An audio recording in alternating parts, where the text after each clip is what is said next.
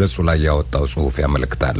የህዝብ ተወካዮች ምክር ቤቱ የውጭ ግንኙነትና የሰላም ጉዳዮች ቋሚ ኮሚቴ ሰብሳቢ ዶክተር ነገሪ ሌንጮ ለጉባኤው በሰጡት ማብራሪያ ስምምነቱ ኒውክሌር ኃይልን እንደ አማራጭ ለመጠቀም በሚደረገው እንቅስቃሴ ለዘርፉ የሚደረገው ጥንቃቄ በዓለም አቀፉ የአቶሚክ ኢነርጂ ተቆጣጣሪ ባለስልጣን የተቀመጡትን ደረጃዎች በሚያሟላ ሁኔታ እንደሚከናወን ማመልከታቸውንና በጥናትና በምርምር በመሰረተ ልማት በዲዛይን በቁሶች አያያዝና አወጋገድ ላይ እንደሚያተኩር ለኢንዱስትሪ ለሕክምናና ለግብርና ምርቶች እድገት ወሳኝ መሆኑን ማስረዳታቸውን የምክር ቤቱ ዘገባ አስታውቋል።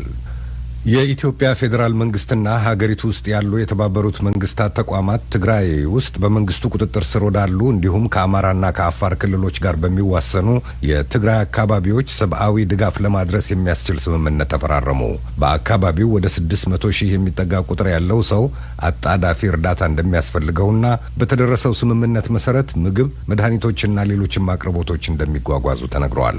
ትክክለኛ ቁጥር እስካሁን ከየትኛውም ወገን ባይወጣም በጦርነቱ ውስጥ በሺዎች የሚቆጠር ህይወት መጥፋቱ እየተነገረ ሲሆን 45,000 የሚሆን ሰው ለስደት መዳረጉ ይታወቃል።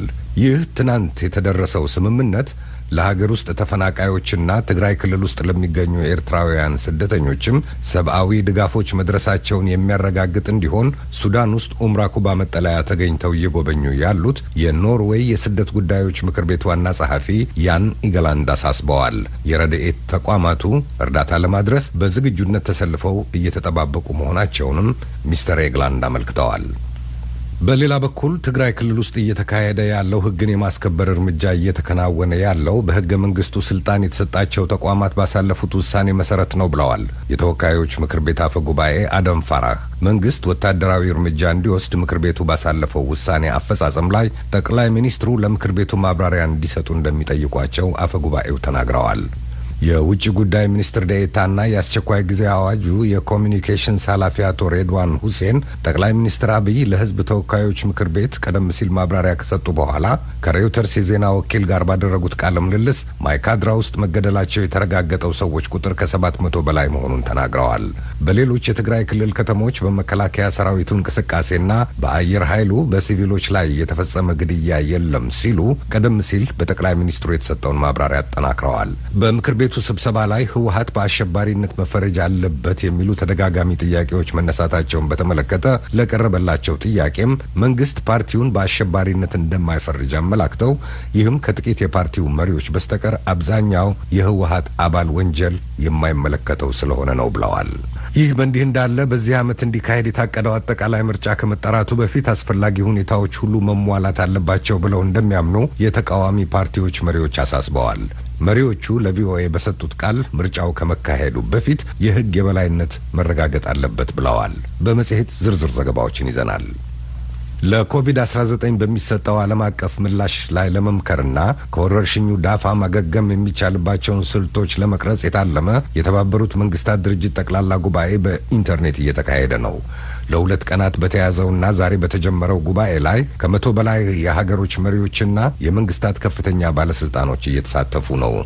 በሀገሮች በመንግስታቱ ድርጅት ተግባሪዎች በግሉ ዘርፍና በክትባት አምራቾች መካከል የሚካሄደውን ክንዋኔ ለማሳለጥ የታሰበው ወገነ ብዙ ስትራቴጂ የዓለም ምጣኔ ሀብት ሊያንሰራራ የሚችልባቸውን መላዎችም ይተልማል ተብሏል። ይህ በእንዲህ እንዳለ ኢትዮጵያ ውስጥ በኮቪድ-19 ምክንያት የሞተው ሰው ቁጥር 1724 መድረሱን የጤና ሚኒስቴር ዛሬ ያወጣው መረጃ አስታውቋል። ዛሬ ብቻ 9 ሰው ሞቷል።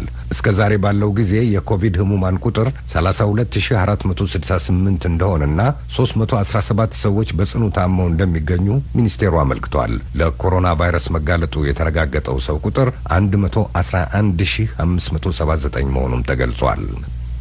በሌላ ዜና የኮቪድ-19 ወረርሽኝ ላለፉት 30 ዓመታት ምጣኔ ሀብታቸው ሲያሽቆለቁል የነበረ 47 በማደግ ላይ ያሉ ሀገሮችን ኢኮኖሚ በከፍተኛ ሁኔታ መጉዳቱን የተባበሩት መንግስታት የንግድና ምጣኔ ሀብት ሪፖርት አመልክቷል።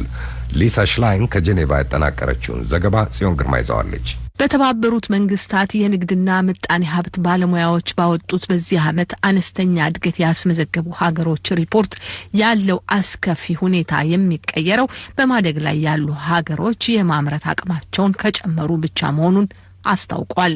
ሪፖርቱ ከ47 አነስተኛ እድገት ያስመዘገቡ ሀገራት 43ቱ የገቢ መጠን መቀነሱንና ይህ ደግሞ 32 ሚሊዮን ሕዝብ ወደ አስከፊ ድህነት የሚዘፍቀው መሆኑን ያስረዳል። የጉባኤው የአፍሪካና አነስተኛ ገቢ ያላቸው ሀገራት ክፍል ዳይሬክተር ፖል አኩዋሚ አነስተኛ ገቢ ያላቸው ሀገራት የማምረት አቅማቸውን በተለያዩ የኢኮኖሚ ዘርፎች በመዋል እንደ አየር ጠባይ ለውጥ፣ የቁጠባ ማሽቆልቆልና አሁን ደግሞ ኮሮና ቫይረስን የመሰሉ እንቅፋቶችን ለመጋፈጥ ያስቸግራቸዋል ይላሉ። Now it is quite clear that LDCs being commodity driven need to move forward in the development paradigm. ገና በመልማት ላይ ያሉት ሀገሮች የእድገት አቅጣጫቸው በሸቀጦች ምርትና ግብይት ላይ የተመሰረተ መሆኑ አሁን ግልጽ ሆኗል። እናም ኮቪድ የፈጠረውን ቀውስ ተከትሎ ከተሞች ሲዘጉና የሰዎች እንቅስቃሴም የተገደበበት ሁኔታ ሲፈጠር እነኚህ ሀገሮች ወደ ውጭ ገበያ የሚያቀርቡት ምርት መጠን ሲያሽቆለቁል ተመልክተናል። ገበያቸው በእጅጉ ቀንሷል። ከግብር የሚያገኙትም ገቢ እንዲሁ። እናም ኢኮኖሚያቸው ክፉኛ ተጎድቷል። የዓለም አቀፍ እርዳታ መጓተት በቂ ገንዘብ ባለመኖሩ ሀገራቱ ለማህበራዊ እድገት አነስተኛ ገንዘብ መመደባቸውን እዳቸውን መክፈል አለመቻላቸው ሌላኛው ችግር ነው ተብሏል። ድርጅቱ 8 ሀገሮች ባንግላዴሽ፣ ካምቦዲያ፣ ኢትዮጵያ፣ ላኦስ፣ ማይነማር፣ ኔፓል፣ ሩዋንዳ የማምረት አቅማቸውን በማሳደግና በመቀየር የተሻለ ኢኮኖሚ መዋቅር ለማዘጋጀት ችለዋል ሲል መድቧቸዋል። አነስተኛ እድገት ያስመዘገቡ የኤሲያ ሀገሮች እንዲሁም የማምረት ችሎታቸውን በመጨመር 19 በመቶ ገቢያቸውንና 12 በመቶ ስራ አጥነትን ያካተተ እንደሆነ በሪፖርቱ ላይ ተጠቅሷል። አነስተኛ እድገት ላስመዘገቡ የአፍሪካ ለሀገሮችና ለሃይቲ ግን 9 በመቶ ገቢያቸውና 5 በመቶ ስራ አጥነትን ብቻ ያካተተ ሆኗል። የተባበሩት መንግስታት የንግድና እድገት ኮንፈረንስም ዓለም አቀፉ ማህበረሰብ መዋለ ንዋዩንና ገንዘቡን እንዲሁም ድጋፉን ለነዚህ አነስተኛ እድገት ያስመዘገቡ ሀገራት እንዲሰጥ ጥሪ ቀርቧል። አመሰግናለሁ ጽዮን። ክቡራትና ክቡራን አድማጮች እየሰማችሁ ያላችሁት ከአሜሪካ ድምጽ ራዲዮ ጣቢያ የሚተላለፍላችሁን ዜና ነው። የዩናይትድ ስቴትስ ፕሬዝዳንት ዶናልድ ትራምፕ ለማህበራዊ መገናኛዎች ከለላ የሚሰጠው ሕግ ካልተሰረዘ የሀገሪቱን የመከላከያ በጀት እንደማይፈርሙ መዛታቸው ከሁለቱም ፓርቲዎች እንደራሴዎች ብርቱ ተቃውሞ እያጋጠመው መሆኑ ተሰምቷል። ፌስቡክንና ትዊተርን ለመሳሰሉ ኩባንያዎች ከለላ የሚሰጠው ሴክሽን 230 የሚባለው ሕግ ሲጀመርም ከመከላከያ በጀት ጋር ምንም ግንኙነት የለውም ብለዋል የሕግ መወሰኛ ምክር ቤቱ የጦር አገልግሎቶች ኮሚቴ ሊቀመንበር ሪፐብሊካኑ ጂም አንፎ ለጋዜጠኞች መግለጫ ሲሰጡ። የሁለቱን ፓርቲዎች እንደራሴዎች የተጣጣመ ሐሳብ የያዘው የመጪው የአውሮፓ 2021 ዓመተ ምህረት የ740 ቢሊዮን ዶላር ሰነድ በተወካዮች ምክር ቤት የሕግ መምሪያ ቀደም ሲል ጸድቆ ነው ለሕግ መወሰኛው የተመራው። ብሔራዊው የመከላከያ በጀት ፕሬዚደንቱ በጠየቁት መሰረት የሕጉን ሴክሽን 230 መሰረዝ እንደማይጠቁም የምክር ቤቱ አማካሪዎች የተናገሩ ሲሆን የሁለቱ ፓርቲዎች እንደራሴዎች የጋራ አቋም እያንጸባረቁ ያሉት ባልተለመደ ሁኔታ መሆኑ ተገልጿል። በሁለቱም ፓርቲዎች ስምምነት ላይ የተደረሰበት ይህ የበጀት ሕግ የባርነት አስተሳሰብ አራማጅና ተዋጊ የነበሩ ጀነራሎች ስሞች ከወታደራዊ ተቋማት እንዲፋቁ የሚጠይቅ ሲሆን ፕሬዚደንት ትራምፕ ይህንንም ሐሳብ እንደሚቃወሙ ተነግሯል። የዛሬ 4 ዓመት በተካሄደው የዩናይትድ ስቴትስ ምርጫ የተሰበሰበንና ለትርፍ ያልታለመ ገንዘብ ለፕሬዚደንቱ የሲመት ክብረ በዓል ወጪ አውለዋል የሚል የፍትሐ ብሔር ዶሴ የተከፈተባቸው የፕሬዚደንት ትራምፕ ልጅና ልዩ አማካሪ ኢቫንካ ትራምፕ ዋሽንግተን ዲሲ ውስጥ ችሎት ፊት ቀርበው የመሐላ ቃል ሰጥተዋል። ሚስ ትራምፕ ችሎት ፊት የቀረቡት ክሱ በተመሰረተባቸው ዕለት ከትናንት በስቲያ እንደነበር የዲስትሪክት ኦፍ ኮሎምቢያ ጠቅላይ አቃቤ ሕግ ጽሕፈት ቤት አመልክቷል። ጠቅላይ አቃቤ ሕጉ ካርል ራሲን ባሰሙት ክስ የዶናልድ ትራምፕ የሪል ስቴትና ሌሎችም የንግድ ተቋሞቻቸው ለትርፍ ያልታሰበን ገንዘብ የትራምፕን ቤተሰብ ለማበልጸግ ጉዳይ ያለ አግባብ ተጠቅመዋል ብለዋል። የ58ኛው ፕሬዝደንታዊ ቃለ መሐላና ሲመት ኮሚቴ ከትራምፕ ቤተሰብ ጋር ተመሳጥሮ ከግብርና ከቀረጥ ነጻ የተደረገ ለትርፍ የማይሰራ ኮርፖሬሽን ዋሽንግተን ዲሲ ለሚገኘው ትራምፕ ኢንተርናሽናል ሆቴል በጥቅል ከልክ በላይ እንዲከፍል መደረጉን፣ በአንድ አጋጣሚም አንድ ለሶስቱ የፕሬዝደንቱ አዋቂ ልጆች የግል ግብዣ ለማዘጋጀት ከ$300,000 በላይ መከፈሉን ባለፈው ጥር የተዘጋጀው ክስ ይዘረዝራል።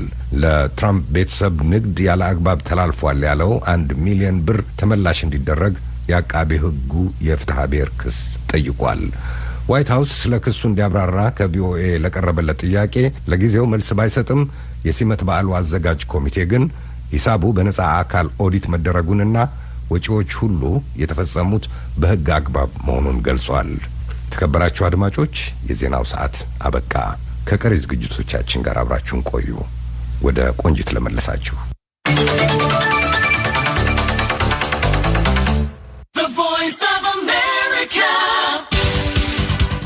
ሶሎሞን አባተን ለዜናዎቹ እናመሰግናለን። የምታደምጡት ከዋሽንግተን ዲሲ የአሜሪካ ድምጽ ራዲዮ ጣቢያ በ19 እና በ25 ሜትር ባንድ በአጭር ሞገድ እንዲሁም በናይል ሳት ቪኦኤ 24 ላይ የሚተላለፈውን የሐሙስ ምሽት ፕሮግራም ነው። ፕሮግራማችንን በዌብሳይታችን amharic.voanews.com በፌስቡክ ገጻችን @voaamharic በቀጥታ ታገኛላችሁ። በአሃዱ ሬዲዮ 94.3 ላይ ከሰኞ እስከ አርብ በቀጥታ ለማድመጥ ይቻላል።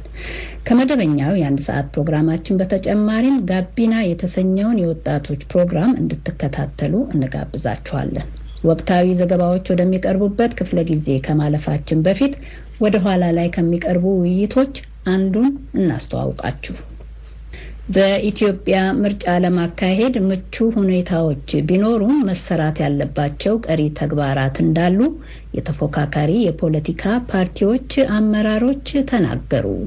እስካሁን ድረስ የተበላሸው አካሄድ መስተካከል ይጠይቃል። ህዝቡም በነጻነት ወጥቶ የሚበጀውን ነገር ማየት፣ መገንዘብ፣ ተወያይቶ መቀበል የሚጠይቅ ነገር ነው።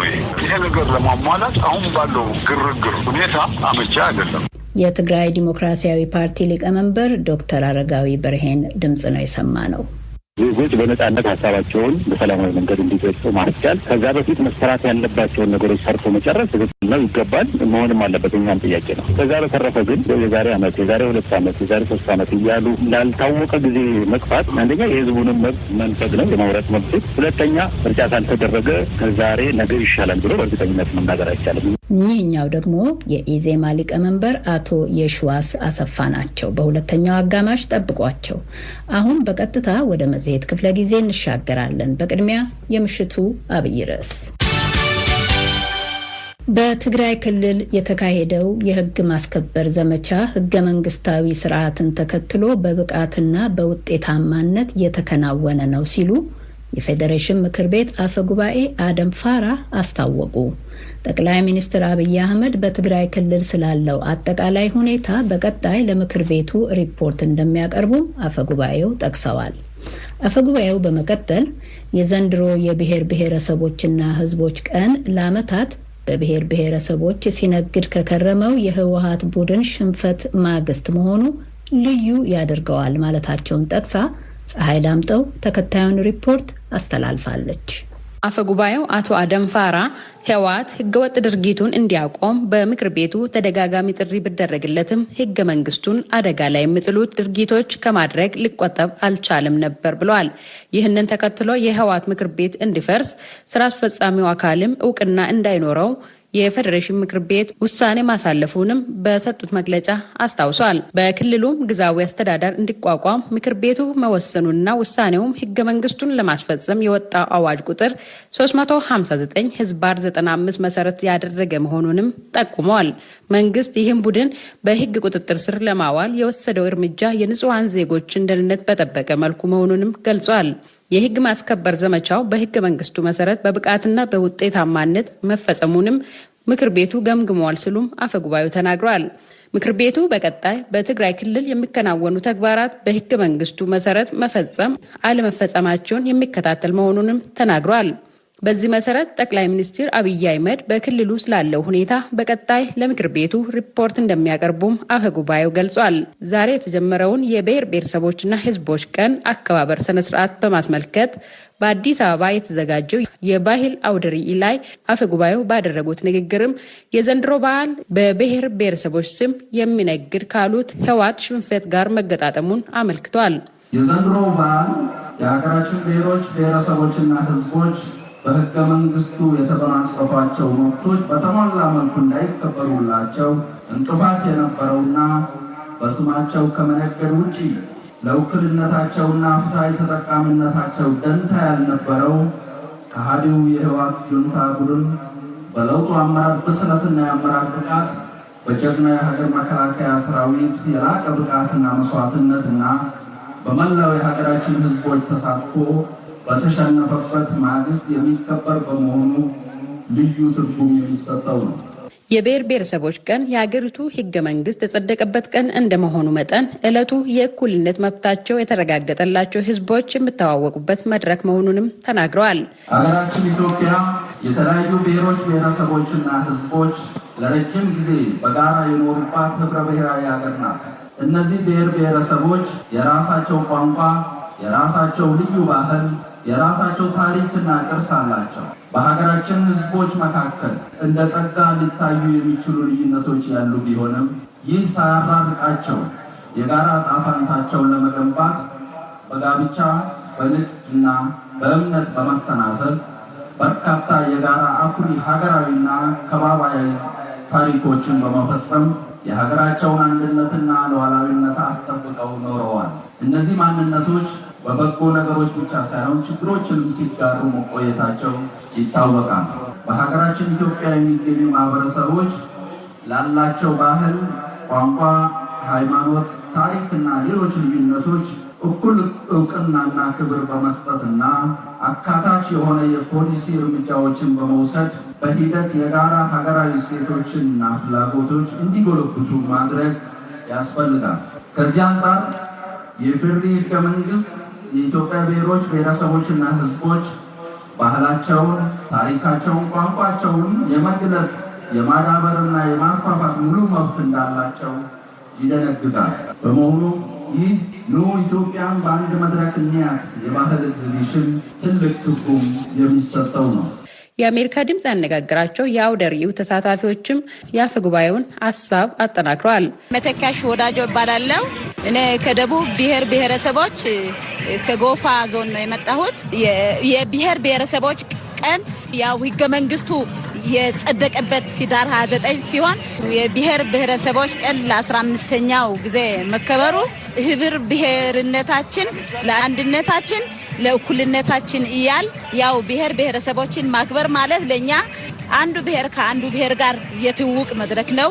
ሁለተኛ አንድ ላይ ተቻችለን ተፈቃቅረን ተደማምረን በአንድነት የምናከብረው።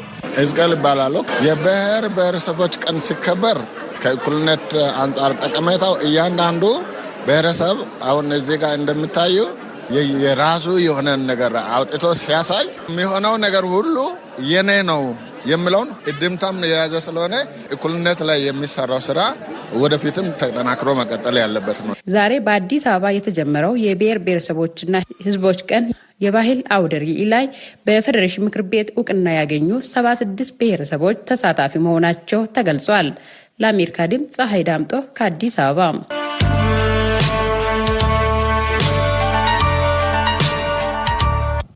የምሽቱን አብይ ርዕስ ነበር ያደመጥነው። ለመጽሔት ክፍለ ጊዜ ወደ ተሰናዱት ዘገባዎች ስናልፍ በትግራይ ክልል የተነሳውን ግጭት ሸሽተው ሱዳን የገቡ ኢትዮጵያውያን በተጠለሉባቸው የስደተኞች ካምፖች የኮቪድ-19 ወረርሽኝ አደጋ ተደቅኖባቸዋል። ምንም እንኳን በስደተኞች ካምፖቹ በተጨባጭ የተረጋገጠ የወረርሽኙ መዛመት ባይኖርም ስጋቱ ግን ማየሉን ገልጻ የአሜሪካ ድምጿ ናባ ሙሄዲን ከሱዳን የስደተኛ ካምፕ ያስተላለፈችውን ዘገባ ኤደን ገረመው እንደሚከተለው ታቀርበዋለች። ባለፈው አንድ ወር ጊዜ ውስጥ ከ45,000 በላይ ኢትዮጵያውያን ስደተኞች ግጭት ካለባቸው የትግራይ ክልል ተነስተው የሱዳን ድንበርን በማለፍ በምስራቃዊ የስደተኞች ካምፕ ውስጥ ገብተዋል። ስደተኞቹ በጋዳሪፍና ካሳላ ከተሞች ባሉ 3 የስደተኛ ጣቢያ ውስጥ ይገኛሉ። የ32 ዓመቱ ተስፋዬ አሊና ነፍሰ ጡር ባለቤቱ ግጭቱ ከተከሰተበት የሁመራ ከተማ ሸሽተው ነው የመጡት። ነገር ግን አሁን በስደተኞች ጣቢያ ውስጥ ያለው መተፋፈግ የኮቪድ-19 ስጋት ፈጥሮባቸዋል። ተخلካ ከተማ ሰይት ሑመራ አዩ ከተማ ሰይት ሑመራ ቅድም ኮሮና ቫይረስ በሀገር ውስጥ የነበረውን ግጭት ሸሽቼ ነው ወዲህ ወደ ሱዳን የመጣሁት። አሁን መንግስት ሑመራን ተቆጣጥሮታል። ሑመራ ያለን የኮሮና ቫይረስ በጥቂቱ ተመዝግቦ ነበር። አሁን እዚህ ካምፕ ውስጥ ባለው አኗኗራችንና የውሃ እጥረት ሳቢያ ታዲያ ቫይረሱ ይበልጥ ይዛመታል ብዬ ሰጋለሁ። በትንሽ ድንኳን ወይም ክፍል ውስጥ 6 የሚሆኑ ስደተኞች በሚኖሩበትና የውሃና የሳሙና እጥረት ባለባቸው በተጨናነቁት የስደተኞች ጣቢያ ውስጥ አካላዊ ርቀትን መጠበቅ አስቸጋሪ ነገር ነው። ብዙ ሰዎችም ምግብ፣ ውሃና ብርድ ልብስ ለማግኘት በአንድ ቦታ ይሰባሰባሉ። የጤና ባለሙያዎች ስደተኞቹን ለኮሮና ቫይረስ ተጋላጭ የሚያደርጓቸውን ነገሮችና እንዴት ራሳቸውን መጠበቅ እንደሚችሉ ያስተምራሉ። በተጨማሪም በካምፕ ውስጥ የለይቶ ማቆያዎች ተቋቁመዋል። ዶክተር አይዛክ ዩሱፍ በኡምራክባ ካምፕ ክሊኒክ ውስጥ የጤና ባለሙያ ናቸው። የስደተኞቹን መጨናነቅ ለኮሮና ቫይረስ አስጊ መሆኑን ይገልጻሉ። ስጋቱን የሚጨምረው ደግሞ አንዳንዶቹ ስደተኞች በግጭቱ ቀጠናዎች ውስጥ ከነበሩ የኮሮና ቫይረስ ለይቶ ማቆያዎች ውስጥ የመጡ ናቸው የሚል ወሬ መናፈሱ መሆኑንም ጨምረው ያስረዳሉ። The high population and the big number of refugees represent a risk factor for the spread of the virus. እጅግ ብዙ ቁጥር ያላቸው ስደተኞች በአንድ ላይ መሰባሰባቸው ለኮሮና ቫይረስ ተጋላጭ አድርጋቸዋል።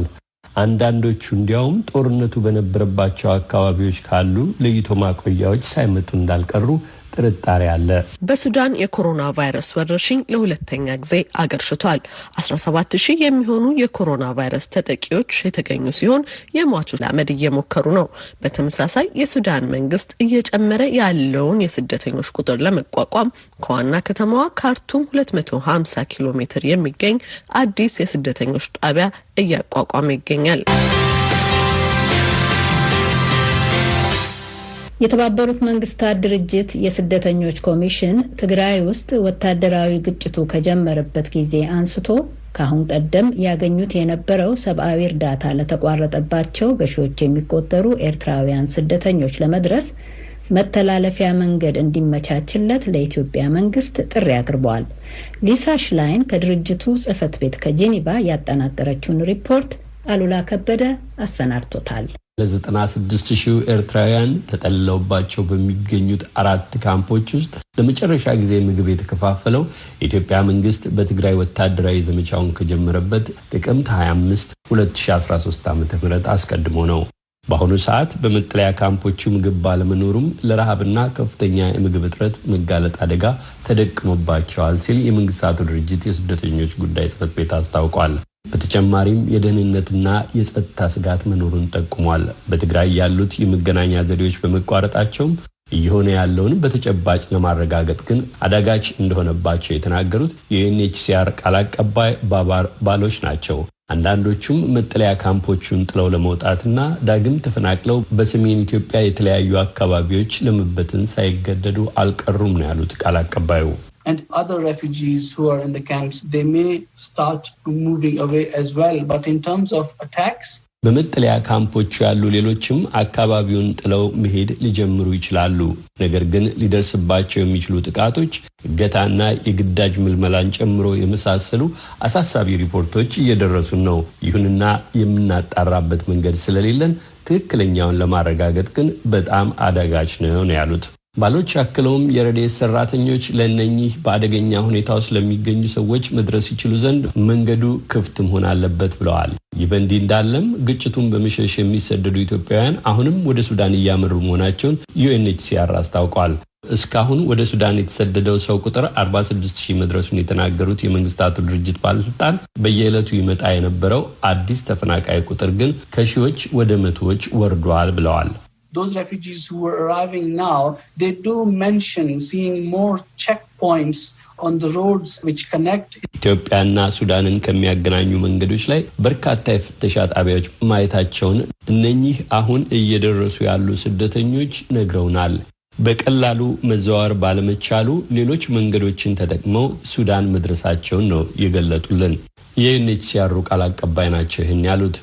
ድርጅታቸው አክሎም ለደህንነታቸው መጠጊያና እርዳታ ፍለጋ ድንበር አቋርጠውም ሆነ እዚያው በገዛ ሀገራቸው ወዳሉ ሌሎች አካባቢዎች መሄድ የሚሹ ቢኖሩ ያን ማድረግ ሊከለከሉ አይገባም ብሏል። ዩኤንኤችሲአር በአካባቢው ለሚያደርገው የሰብአዊ ስራ የ$147 ሚሊዮን ተጨማሪ እርዳታ ለዓለሙ ማህበረሰብ ጥሪ አድርጓል።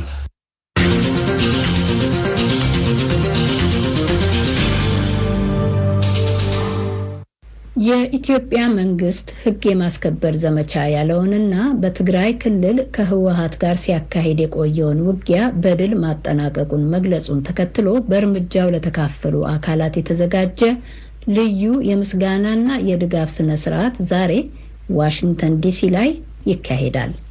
አንጋፋው ድምፃዊ መሐመድ አህመድን ጨምሮ በርካታ ድምፃውያን በስነ ስርዓቱ ላይ እንደሚካፈሉ አዘጋጆቹ ለአሜሪካ ድምጽ ገልጸዋል። ስመኝሽ የቆየ ከአዘጋጆቹ መሃል አንዱ የሆነው የዓለም አቀፍ ዳያስፖራ የተግባር ምክር ቤት አባል የሆኑትን ወይዘሮ ልደት ሙለታን አነጋግራ ተከታዩን አቀናብራለች። የኢትዮጵያ ጠቅላይ ሚኒስትር አብይ አህመድ መንግስታቸው በትግራይ ክልል ሲያካሂድ ቆየ ያሉትን ሕግን የማስከበር ዘመቻ መጠናቀቁን የገለጹት ባለፈው ሳምንት መጨረሻ ላይ ነበር። ይህን ተከትሎ በአሜሪካን ሀገር የሚገኙት ሰላምና አንድነት ለኢትዮጵያ የዲሞክራሲ ግብረ ኃይልና ዓለም አቀፍ ዲያስፖራ የተግባር ምክር ቤት የጸሎትና የሙዚቃ ዝግጅቶችን ያካተተ ልዩ የምስጋና የድጋፍ ዝግጅት ዛሬ በጋራ አዘጋጅተዋል። የዲያስፖራ ምክር ቤቱ አባልና የዝግጅቱ የሚዲያ ኃላፊ የሆኑት ወይዘሮ ልደት ሙለታ ለአሜሪካ ድምጽ እንደተናገሩት የዛሬው ስነ ስርዓት የተዘጋጀው የመከላከያ ሰራዊት አባላትን ጨምሮ በሕግ ማስከበር ዘመቻው ላይ ለተሳተፉ አካላት ምስጋና ለማቅረብና ኢትዮጵያ ውስጥ ለተጎዱና ለተሰደዱ የህብረተሰብ ክፍሎች ድጋፍ ለማሰባሰብ ነው። እንደሚታወቀው የኢትዮጵያ ሕዝብ በጠቅላላ በጭንቀት ላይ ነበረ። የህዝቦችን ጭንቀት ከዛ መውጣታችንን የሚገልጽ የድጋፍ ሰልፍ ነው። ክብሮታችንን ለሰራዊቱ ይህንን እንቅስቃሴ ለማድረግ የበቃውን ጀግኖቻችንን ለማመስገን በዛውም ደግሞ ለተጎዱ ዜጎቻችን ጸሎት የምናደርግበት የሃይማኖት አባቶችና ተቋሞች የሚገኙበት የጸሎትም የምስጋናም የድጋፍም ዝግጅት ነው። በህወሓትና በፌዴራሉ መንግስት መካከል በተካሄደው ወደ 1 ወር ገደማ የፈጀ ጦርነት ወቅት ህዝቡ በጭንቀት ውስጥ ቆይቶ ነበር ያሉት ወይዘሮ ልደት ከዚህ በኋላ ኢትዮጵያ ውስጥ ሁሉም ብሔሮች በእኩልነት የሚከበሩበት ለውጥ ይመጣል የሚል ተስፋ ማንጸባረቂያ መሆኑንም ገልጸዋል። በጸሎትና በሃይማኖት አባቶች ይጀመራል። በጣም ብዙ አንጋፋ ዘፋኞች እንደነ መሐሙድ አህመድ፣ እነ ማሪቱ ይሁኔ በላይ ብዙ አርቲስቶች በዝግጅቱ ላይ ተገኝተው ኢትዮጵያ በ27 ዓመት በአንድ አመራር ስትመራ የነበረች በመሆኗ አዲስ ለውጥ ይሄንንም ለውጥ ለመደገፍ ለህዝቦቻችን ድጋፋችንን ማሳያ ይሆናል በማለት ብዙ አርቲስቶች እዚህ ቦታ ላይ ተገኝተን ህዝባችንን እናነቃቃለን በማለት ተዘጋጅተዋልና ያ ነው ፕሮግራሙ። ባለፉት ሳምንታት ከዛም በፊት ደግሞ በነበሩት ጊዜያት ኢትዮጵያ ውስጥ ብዙ ሰዎች ሞተዋል፣ ተፈናቅለዋል እና ከዚህ በፊትም ሲነሱ ያየናቸው ጥያቄዎች አሉ። በእንደዚህ አይነት ወቅት የሙዚቃ ዝግጅት ሲደረግ ቅሬታ ይፈጥራል የሚሉ ሰዎች አሉና የሙዚቃ ዝግጅቱን ለምን መረጣችሁት? አገራችንን ለሚጠብቁት ለወታደሮች ይሄንን ህግ ለማስከበር ለሀገራችን ሉዓላዊነት ለሚታገሉ ሰዎች ድጋፋችንን ለማሳየት ነው ጥሪ የተደረገው እና ሰው በአቅሙ በሚችለው ነገር ድጋፉን ማሳየት ስለፈለገ ነው። ለተጎዱትም ሰዎች ሌላም እንቅስቃሴዎች እየተደረጉ ነው ለእርዳታ። ይሄ ህዝብንም የማነቃቃት ህግ በማስከበር በኩል በተደረገው የህዝብ መፈናቀል ከዛም በፊት በነበሩት ግድያዎች ሁሉ አዝኖ ተጨንቆ ያሳለፈው ጊዜ ነውና አሁን አዲስ የሆነ የተለየ ለውጥ ይመጣልናል ብለን የምናስብበትና የምንመኝበት ጊዜ ስለሆነ ለጠበቀን ሰራዊት ድጋፍ በደስታ ለማሳየት ነው። አርቲስቶች ይሄንን ቫለንቲር በማድረግ ነው የመጡት። እኛም ደግሞ በደስታ ተቀብለን ህዝቡን ለማስተባበር ተዘጋጅተናል። ወይዘሮ ልደት ኢትዮጵያ ውስጥ በተደጋጋሚ ለሚታዩ ችግሮች በውጭ የሚኖረው የኢትዮጵያ ማህበረሰብ አስተዋጽኦ እንደሚያደርግ አጽንኦት ሰጥተው ይናገራሉ። የድጋፍ ዝግጅቱም የዲያስፖራው ማህበረሰብ ከዚህ አይነት ድርጊት እንዲቆዩ እያስተካከልን ኢንፍሉዌንስ ማድረግ ከብሔር ወጣ ባለ በአንድነት በኢትዮጵያዊ አመለካከት ነገሮችን መቀየርና ከራሳችን ያንን ነገር ከጀመርን ወደ ኢትዮጵያ የምንልካቸው መልእክቶችን ጥሩ ነገር ወደ ሀገራችን የምንልክበትን መንገድ ማስፋፋት ይኖርብናል። እሱ ላይ ነው አዘ ዳያስፖራ እንሰራለን ብለን የምናስበው። አሁንም ድረስ ኢትዮጵያ ውስጥ ማንነትን መሰረት ያደረጉ ጥቃቶች እንደሚፈጸሙ፣ ሰዎች እንደሚገደሉና እንደሚፈናቀሉ የሚናገሩት ወይዘሮ ልደት መንግስት በትግራይ ክልል አሳክቶታል የሚሉት ህግ የማስከበር ዘመቻ በቀጣይ ለሚሰሩ ስራዎች ጅምር መሆን አለበት ይላሉ። ይህንን ህግ የማስከበር እርምጃ ከተጨረሰ በኋላ የሚቀሩ ነገሮች አሉ፣ መቀጠል ያለባቸው ስራዎች አሉ። እንደተባለው የሚቀጥል ከሆነ ሌላው እየቀለለ ይመጣል። የብሔርን ጥቃቶች ኢንፍሉዌንስ የሚያደርገው ቡድን ከላይ ከተነሳ ሌሎችን በማስተማር ሆነ ሀሳብ በማስቀየር የህግ እርምጃን በመውሰድ ብዙ አይነት ነገሮችን በመቀየር የማስቆም እድሉ በጣም ከፍ ያለ ነው። ይሄ ነው ደግሞ ዋናው የምናከብረው ነገር።